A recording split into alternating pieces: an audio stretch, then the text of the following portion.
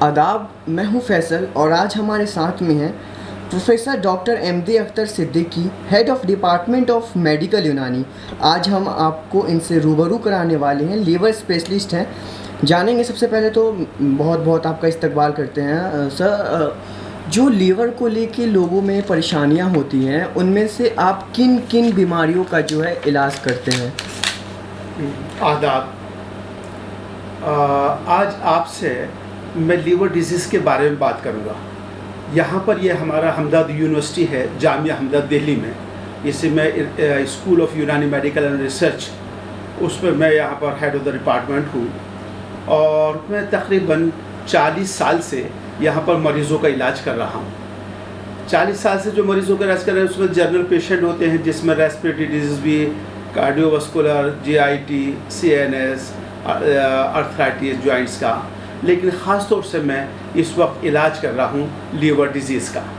اور liver disease میں بھی کرونک ہیپیٹائٹس بی جو انفیکشن ڈیزیز ہوتی ہے، اور کرونک ہیپیٹائٹس سی۔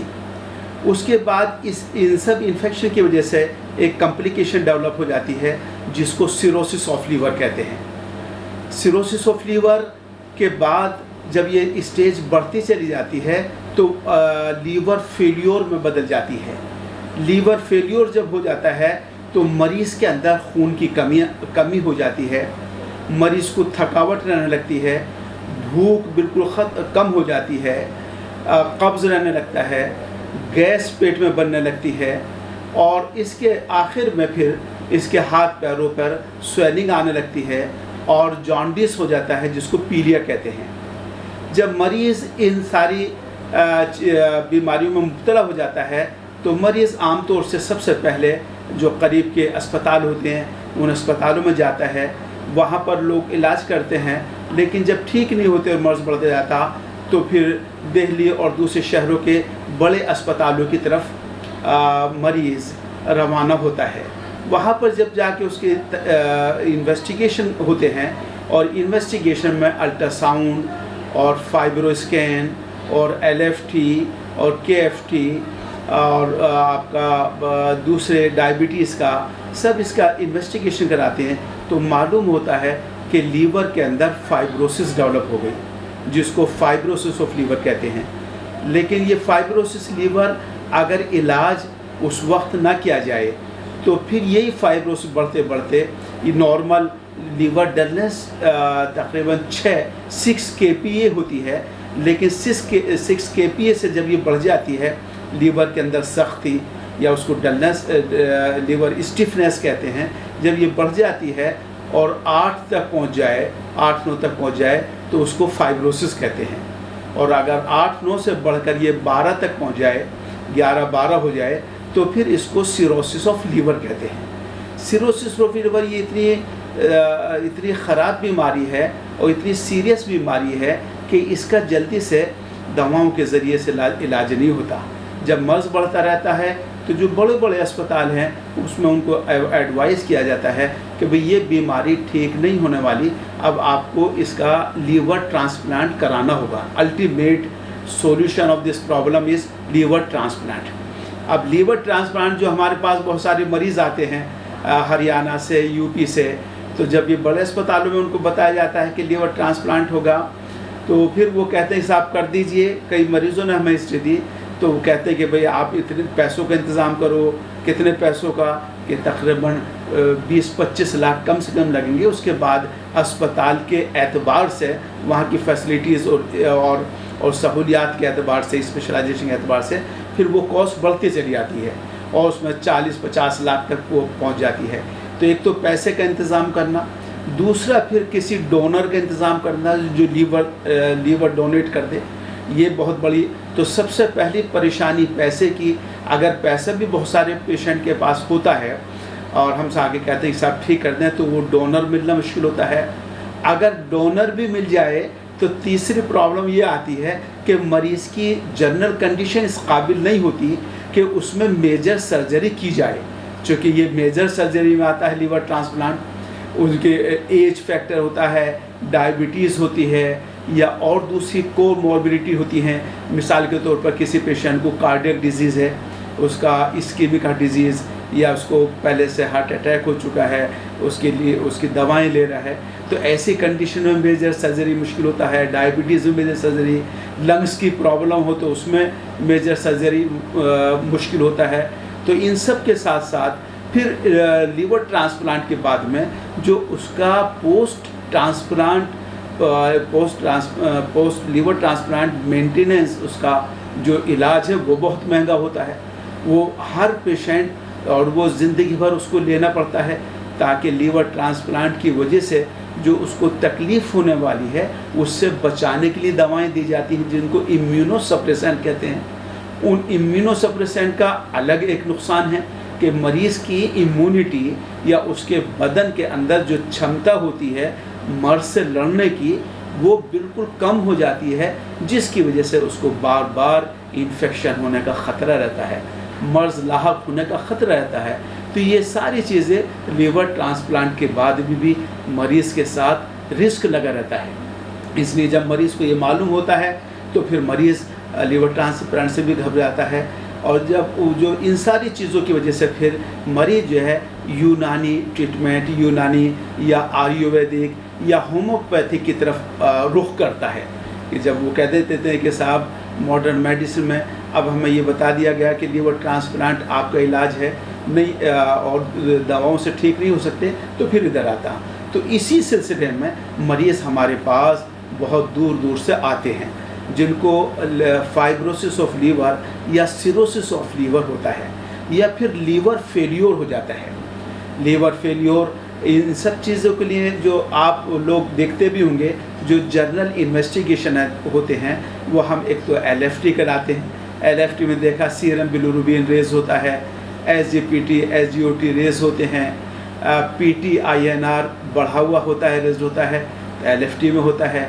اس کے بعد سیرم پروٹین کراتے تو سیرم پروٹین کم ہو جاتی ہے, چونکہ سیرم پروٹین کو پیدا کرنے لیور کا کام ہے. جب لیور کا کام کمزور پڑ جاتا ہے, لیور فیل ہو جاتا ہے, تو پروٹین کا سنتھیسس نہیں ہوتا, جس کی وجہ سے خون کے اندر سے جو مائعت ہے, پانی ہے, وہ اس کے آرٹری وینس کے اندر سے, جس کو روق کہتے ہیں اور وریدے کہتے ہیں, ان کے اندر سے, نسوں کے اندر سے نکل کر باہر جمع ہو جاتا ہے. اس کی وجہ سے پورے بدن کے اندر سویلنگ آ جاتی ہے, اور پیٹ میں پانی بھر جاتا ہے, ایسائٹس ہو جاتا ہے, اور پیلولر ریفیوژن ہو جاتا ہے, جانڈس ہو جاتا ہے. تو یہ ساری علامات ہیں جس کو لیور فیلیور کہتے ہیں. جب ہمارے پاس ایسا مریض آتا ہے تو پھر ہم اس کی پرانی رپورٹ کو دیکھ کر کہ یہ کب کی ہیں, تو انہی بیس پر ہم علاج شروع کر دیتے ہیں. مزید ہم مریض کا پیسہ ہم خرچ نہیں کراتے انویسٹیگیشن میں, چونکہ آلریڈی وہ ڈائیگنوز ہوتا ہے. ہاں, اگر اس کی رپورٹس پرانی ہوتی ہیں, 2-3 مہینے سے پہلے کی ہوتی ہے, تو پھر ہم LFT, الٹرا ساؤنڈ اور KFT اور ہیموگرام, سیرم پروٹین, فائبرو اسکین, یہ ہم کراتے ہیں. بلڈ شوگر, فاسٹنگ PP, یہ کرانے کے بعد میں پھر ہم علاج شروع کر دیتے ہیں.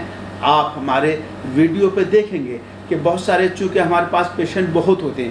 اب یہ میرے پاس OPD رجسٹر ہے, میں اس میں آپ کو دکھا سکتا ہوں کہ کتنے پیشنٹ, 40-50 پیشنٹ تقریباً ہمارے پاس ہوتے ہیں. تو ہر مریض کو اتنا وقت دینا مشکل ہوتا ہے کہ ہم اس کے سارے ڈاکومنٹ اکٹھا کریں. لیکن بعض دفعہ جب کبھی موقع ہوتا ہے تو ہم مریضوں کے ڈاکومنٹ سب جمع کرتے ہیں. ان کی رپورٹ پہلی, یعنی ان کی الٹرا ساؤنڈ کی رپورٹ, تو جس الٹرا ساؤنڈ کی رپورٹ میں لیور سکڑا ہوتا ہے, شرنکیج ہوتا ہے, وہ دیکھا کہ 3 مہینے کے بعد, 6 مہینے کے بعد میں لیور کی کنڈیشن نارمل ہونے لگتی ہے. یا فائبرو اسکین ہے, کسی کا 60 ہے, کسی کا 70 ہے, کسی کا 50 ہے, 40 ہے, 30 ہے, 20 ہے. ایسے پیشنٹ ہمارے پاس آتے ہیں جن کا 3-4-6 مہینے کے بعد علاج کرنے کے بعد میں پھر دوبارہ ہم فائبرو اسکین کراتے ہیں, اور ان کے فائبرو اسکین پہلے کے مقابلے نارمل کی طرف آ جاتے ہیں. ایسا نہیں کہ بالکل 6 KP ہو جائے, لیکن کسی کا 50 ہے تو اس کا 40 ہے تو اس کا 30 ہے تو اس کا 20, اس طرح سے آہستہ آہستہ کم ہونا شروع ہو جاتا ہے. اور مریض کا, ایسے مریض ہمارے پاس بہت سارے لوگ آئے کہ جن کا بڑے بڑے اسپتالوں کے اندر روزانہ ایسائٹس فلوئڈ جو پیٹ کے اندر پانی بھر جاتا ہے اس کو روزانہ نکالا جاتا تھا، اور کسی کا مہینے میں 1 دفعہ نکالا جاتا تھا، کسی کا مہینے میں 2 دفعہ نکالا جاتا تھا۔ ایسے مریض جو بالکل چلنے کے قابل نہیں تھے اور بستر پر لگے ہوئے تھے اور بس وہ موت کے وقت کا انتظار کر رہے تھے، لیکن جب ایسے مریض آئے تو آج وہ اپنے نارمل زندگی گزار رہے ہیں۔ ایسے مریضوں کا ہمارے پاس سینکڑوں مریضوں کا ریکارڈ ہے۔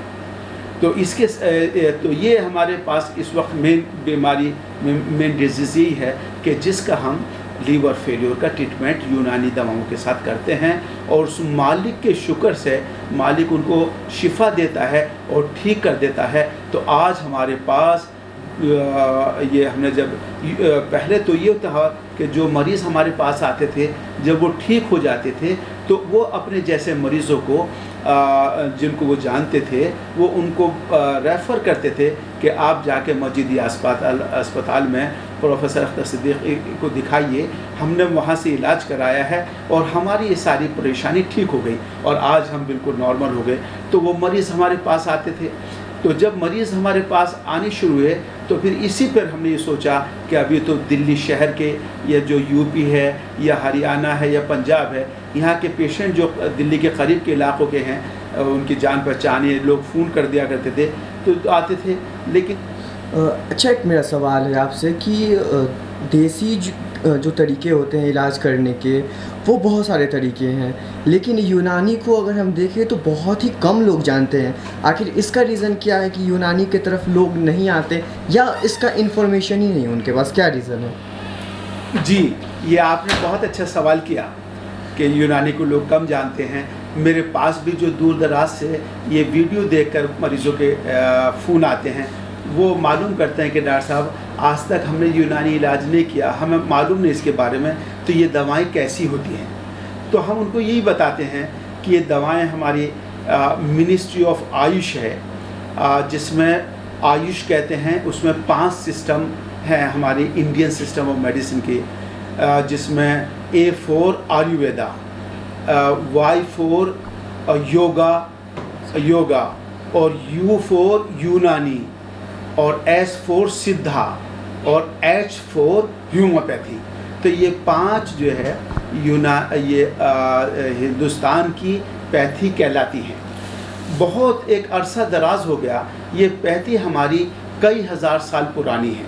یونانی سسٹم اس کی شروعات گریک سے ہوئی، گریک کے بعد میں پھر یہ مڈل ایسٹ میں گیا، مڈل ایسٹ سے پھر یہ یورپ میں گئی، اور ایک کتاب ہے جس کو القانون فی الطب کہتے ہیں، القانون فی الطب کہتے ہیں، القانون فی الطب کہتے ہیں۔ اس کی یہ ایک ٹیکسٹ بک رہی یورپ کے اندر، اور سارے اس وقت میڈیکل کالج میں یہ پڑھائی جاتی تھی۔ لیکن جیسے جیسے میڈیکل سسٹم کے اندر ریسرچ اور ڈیولپمنٹ ہوئے تو یہ جو ہماری آیورویدک، یونانی، سدھا اور ہومیوپیتھک، ان کا چلن کم ہو گیا، ان کے استعمال کم ہو گیا، چونکہ ان کا ایفیکٹ ماڈرن میڈیسن کا بہت جلدی ہوتا ہے اور لینا بھی آسان ہوتا ہے۔ تو لوگوں نے ان کو ریفرنس دیا انگریزوں کے زمانے میں، تو انگریزوں نے ان ہماری دیسی جو طریقہ علاج تھا اس کو انہوں نے ان سائنٹیفک کہہ کر اس کو ریجیکٹ کر دیا، اور گورنمنٹ کی جو ہے وہ policy Indian system of medicine کے خلاف ہونے کی وجہ سے آہستہ آہستہ یہ اسپتال سے غائب ہو گئی۔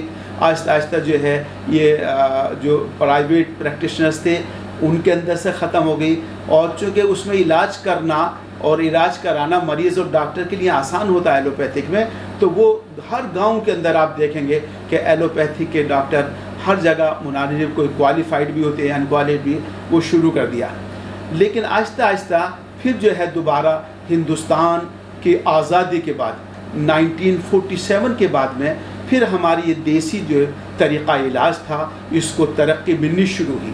اس میں سکسیس ریشیو کتنا ہوتا ہے یونانی کا؟ تو اس کو ترقی ملنی شروع ہوئی، اور جگہ جگہ جو پرانے لوگ تھے انہوں نے پھر اس طریقے علاج کو شروع کر دیا، آیورویدک کو، یونانی کو، سدھا کو، ہومیوپیتھی کو، یوگا کو، یہ شروع کر دیا۔ تو اس کا گورنمنٹ نے پھر ایک ڈپارٹمنٹ بنایا جس کو ڈپارٹمنٹ آف ISM کہتے ہیں، انڈین سسٹم آف میڈیسن، جو ministry of health and family welfare government کے انڈر ہوا کرتا تھا. ایک چھوٹا سا ڈپارٹمنٹ ہوتا تھا. وہ ڈپارٹمنٹ چونکہ یہ بڑا یہ سسٹم بھی نہیں تھا تو وہ ڈپارٹمنٹ اس کو کنٹرول کرتا تھا. آہستہ آہستہ پھر جب ہماری یہ 2014 میں ہماری یہ حکومت آئی تو اس حکومت نے خاص طور سے دیسی جڑی بوٹیوں کے علاج کی طرف بہت زیادہ توجہ دی. تو اس کے بعد جو ہے پھر یعنی انڈین سسٹم میڈیسن کا جو ڈپارٹمنٹ تھا اس کو ڈپارٹمنٹ آف آیوش بنا دیا گیا. ڈپارٹمنٹ آف آیوش کے بعد میں پھر اس کو اور ترقی دی, اب پوری ایک منسٹری آف آیوش بنا دی گئی. تو جب سے یہ حکومت آئی ہے مودی صاحب کی, اس وقت سے یہ ہماری آیورویدک اور یوگا اور یونانی اور سدھا اور ہومیوپیتھی کے ٹیچنگ انسٹیٹیوشن بھی بڑھ گئے اور بہت کافی تعداد میں پوسٹ گریجویٹ یعنی ریسرچ بھی ان سسٹمز کے اندر شروع ہو گئی.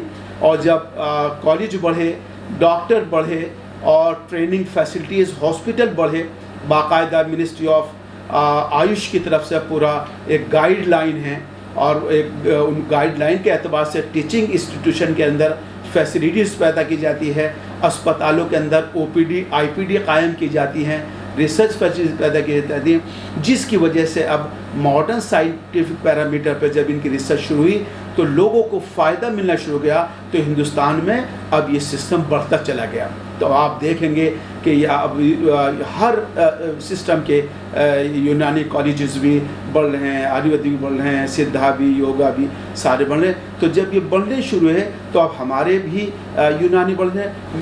دوسری بیماری کرونک ہیپیٹائٹس B اور C ہے. کرونک ہیپیٹائٹس C کا ایلوپیتھک میں بہت اچھا ٹریٹمنٹ آ گیا ہے, جس کے 3 مہینے کے علاج کرنے کے بعد میں اس میں جو دوائیں دی جاتی ہیں, ویلا کاسٹ ہے اور دوسری دوائیں ہیں, وہ مریض ٹھیک ہو جاتا ہے اور اس کا جو HCV RNA ہے یعنی وائرل لوڈ ہے وہ بالکل TND یعنی ٹارگیٹ ناٹ ڈیٹیکٹڈ ہو جاتا ہے, اس کا وائرس ختم ہو جاتا ہے. لیکن کرونک ہیپیٹائٹس B میں ابھی ہمارے پاس دوسرے سسٹم میں بھی کوئی خاص کامیاب علاج نہیں ہے. تو ایسے مریض جو ہمارے پاس آئے تو ہم نے پھر ان کا علاج کرنا شروع کیا. اور یونانی کا جو طریقہ علاج ہے جس کو کہتے ہیں کہ جب خون کے اندر خرابی پیدا ہو جاتی ہے تو خون کے صاف کرنے کے لیے, اس کو نارملائز کرنے کے لیے دوائیں دی جاتی ہیں.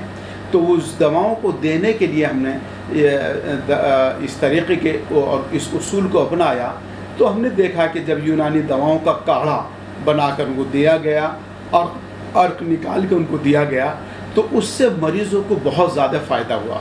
کتنے ہمارے پاس پیشنٹ ایسے ہیں, کرونک ہیپیٹائٹس کو کہتے ہیں کہ جو 6 مہینے تک جس کا ہیپیٹائٹس B یعنی قائم رہے, یا جس کو ہیپیٹائٹس B کا ڈائگنوز ہوئے 6 مہینے گزر جاتے ہیں تو 6 مہینے کے بعد ہم اس کو کرونک ہیپیٹائٹس B کہتے ہیں. کرونک ایکیوٹ ہیپیٹائٹس کے تو بہت چانسز ہیں کہ وہ نارمل ہو جاتا ہے, لیکن کرونک ہیپیٹائٹس نارمل نہیں ہوتا. اور جب اس کا علاج نہیں ہوتا تو وہی کرونک پھر وہ سیروسس آف لیور اور لیور فیلیور میں پیشنٹ چلا جاتا ہے. اس لیے کرونک ہیپیٹائٹس کا علاج کرنا ضروری ہے. اس میں جانڈس ہوتا ہے, بھوک کم ہو جاتی ہے, مریض کمزور ہو جاتا ہے, جنرل ویکنیس ہو جاتی ہے, بھوک ختم ہو جاتی ہے, قبض رہنے لگتا ہے, گیس بننے لگتی ہے. تو جب ہم نے یونانی دواؤں سے اپنا مریضوں کا علاج کیا تو ہمیں اس کے بہت اچھے رزلٹ نکلے.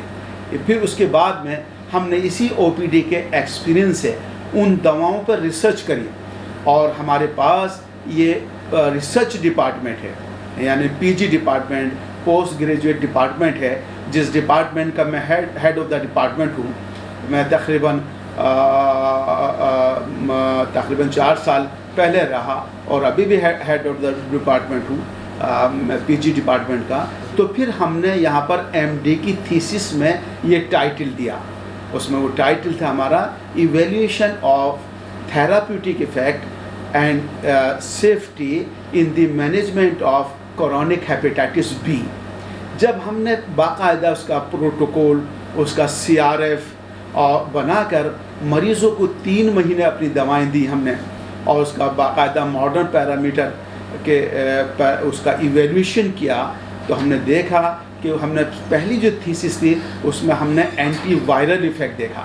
تو اینٹی وائرل ایفیکٹ ہم نے دیکھا تو اس کا بہت اچھا ایفیکٹ آیا. 3 مہینے کے اندر ہمارے تقریباً 45 اور 46% پیشنٹ جو ہے نگیٹو ہو گئے, اور اسی طرح سے 40 کے قریب % جو ہے وہ TND ہو گئے, بالکل TND ہو گئے اور نگیٹو ہو گئے. اس کے بعد میں ہم نے جب یہ تھیسس ہو گئی تو وہی دوائیں ہم نے مریضوں کو, وہ تھیسس تو لمیٹڈ ٹائم کے لیے ہوتی, 3 سال میں اس کا پورا ہو جاتا, پھر وہی دوائیں ہم نے اپنی OPD میں مجیدہ اس میں مریضوں کو دینا شروع کرا. تو اس مالک کے شکر سے بہت مریض ہمارے سینکڑوں کی تعداد میں ٹھیک ہو گئے. پھر ہم نے دوسری تھیسس شروع کری, اس میں ہم نے immunomodulator effect of Unani medicine in the management of the chronic hepatitis B دیکھا. چونکہ ماڈرن میڈیسن کی جو دوائیں ہیں وہ یا تو اینٹی وائرل دوائیں دی جاتی ہیں اس ہیپیٹائٹس بی کے لیے, یا پھر امیونو ماڈیولیٹر دوائیں دو. تو انہی 2 دواؤں کے پیرامیٹر ہم نے یونانی میڈیسن کا ایویلیوشن کرنے کے لیے کرا. تو ہماری دونوں تھیسس میں بہت اچھا ایفیکٹ آیا, تقریباً 46% سے 50% تک امیونو ماڈیولیٹر ایفیکٹ آیا, جس کی وجہ سے مریض نگیٹو بھی ہوئے اور ٹارگیٹ ناٹ ڈیٹیکٹڈ ہو گیا HBV DNA, اور اس میں اینٹی وائرل ایفیکٹ میں بھی. تو یہی دوائیں ہم اپنے مریضوں کو ہم دے رہے ہیں, اور آج پورے ہندوستان سے آ کر مریض یونانی علاج کرا کر یہاں مجیدہ ہاسپٹل جامعہ ہمدرد نیو دہلی ہمدرد نگر میں آ کر ان دواؤں کا استعمال کر کے اپنی زندگی کی پریشانی سے نجات پا رہے ہیں, اور مرض سے وہ شفا پا رہے ہیں اور اپنی نارمل زندگی گزار رہے ہیں. میں آپ سے اب الوداع کہتا ہوں, گڈ بائی.